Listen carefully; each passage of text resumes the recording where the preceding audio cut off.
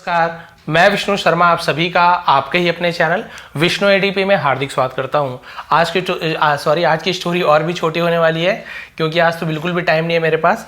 लेकिन आज की स्टोरी देखेंगे कि बहुत ही अच्छी मोरल मिलने वाली है और आपकी प्रैक्टिस भी बहुत अच्छी होने वाली है। एक हफ्ते बस आप लोग इंतजार कर लीजिए, उसके बाद लॉन्ग स्टोरीज भी लेकर आऊँगा और थोड़ी डिफरेंट एडवांस लेवल की भी लाऊंगा। लेकिन अभी समय नहीं है इसलिए मैं शॉर्ट स्टोरी लेकर आया हूँ। आज की स्टोरी का टाइटल है द टू गोट्स, यानी दो बकरियां। अब यहाँ पे अपॉस्ट्रोफी नहीं लगा, बकरी की ऐसे नहीं होगा, बकरियां। तो देखिए, वंस अ वाइट गोट, एक बार एक सफेद बकरी, and a black goat, black goat यानी होता है काली बकरी, वर क्रॉसिंग, पार कर रहे थे। तो देखिए, दो लोग हैं तो वर का यूज किया गया। एक जने पास करता तो वॉज क्रॉसिंग ऐसे होता, तो वॉज या वर के साथ आईएनजी फॉर्म लगता है तो पास्ट कंटीन्यूअस टेंस, रहा था रही थी।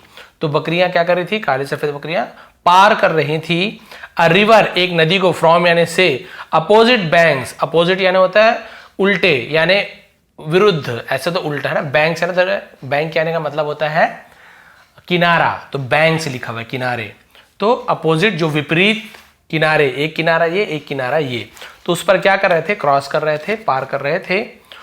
ओनली वन मैन, सिर्फ एक आदमी, और या एनिमल, एक आदमी या एक जानवर, could walk on it, could सकता था, वॉक यानी चल सकता, ऑन इट यानी उस पर, उस पर, तो उस पर केवल एक आदमी या फिर एक ही इंसान एक बार में चल सकता था, one time, at one time यानी एक बार में। एज, जैसे ही, द टू गोट्स मेट, है ना, तो एज यानी जब भी होता है, जब दो बकरियां मिले, तो मीट का मेट हो गया, तो जब दो बकरियां मिले, एट द मिडिल, बीच में, तो उनकी मुलाकात कहां, बीच में मुलाकात हुई। द ब्लैक गोट सेड, है ना, तो उसने सैड यानी होता है कहा, तो सैड नहीं है, सेड है ना, सैड यानी होता है उदास होना, ऐसे डी सैड। तो काली बकरी ने कहा, हे, ऐसा बोलता है ना, अरे, why are you blocking my path, why are you, तो यू आर ब्लॉकिंग, तो ये प्रेजेंट सिंपल टेंस हुआ था, प्रेजेंट कंटिन्यूअस टेंस। लेकिन देखिए, वाई भी पहले लिखा हुआ है, यू के पहले आर भी लगा हुआ है, हेल्पिंग वर्ब, तो ये है आपका प्रेजेंट कंटिन्यूअस टेंस का इंट्रोगेटिव सेंटेंस, प्रश्नवाचक चिन्ह। वाई आर यू ब्लॉकिंग, तुम क्यों रोक रहे हो, ऐसे सवाल पूछ रहा है। माई पैथ, पैथ यानी क्या होता है, मार्ग, रास्ता, तुम मेरा रास्ता क्यों रोक रहे हो।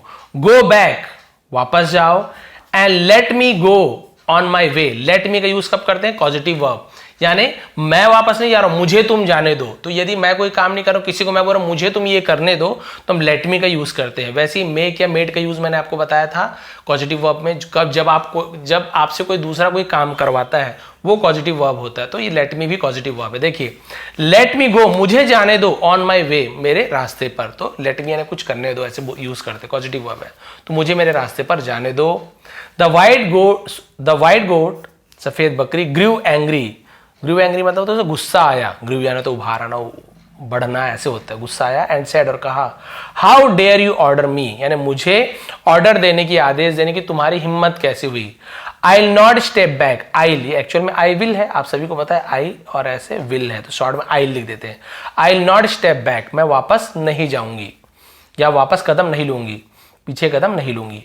Y don't you go back, why यानी क्यों, डोंट यू गो बैक, तुम वापस क्यों नहीं जाती हो, प्रेजेंट सिंपल टेंस में negative sentence, interrogative negative sentence, interrogative भी है निगेटिव भी है, दोनों एक साथ। तुम वापस क्यों नहीं जाती हो।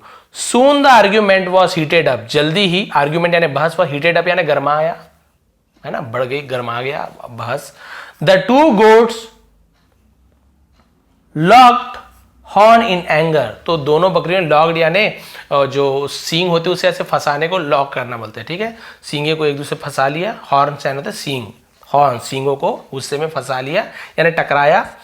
एज दे वर फाइटिंग, और जैसी उन्होंने लड़ाई कर रहे थे, दे वर फाइटिंग, लड़ाई कर रहे थे, on the narrow bridge, narrow यानी सकरा, ब्रिज यानी, देखिए डी साइलेंट होता है, केवल ब्रिज पढ़ेंगे, ब्रिज नहीं पढ़ेंगे, ब्रिज, ब्रिज यानी होता है पुल।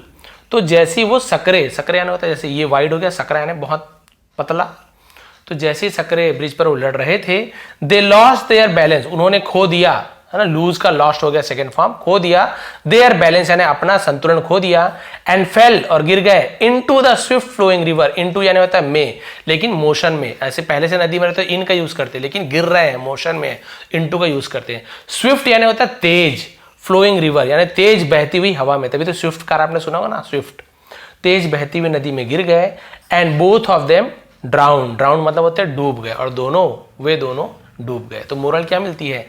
एंगर क्रिएट्स प्रॉब्लम, गुस्सा क्रिएट्स प्रॉब्लम, समस्या का निर्माण करती है, समस्या पैदा करती है। नॉट सॉल्यूशन, ना तो क्या नहीं करती है? हल।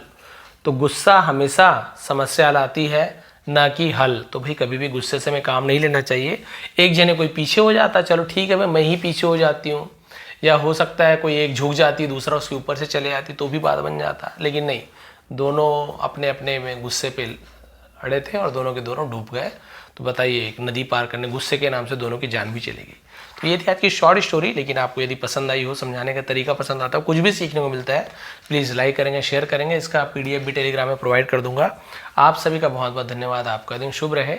विष्णु ATP चैनल को आप लोग प्लीज़ सब्सक्राइब करें। ऐसे ही आसान तरीके से हम यहाँ पे इंग्लिश सीखते हैं। बहुत बहुत धन्यवाद।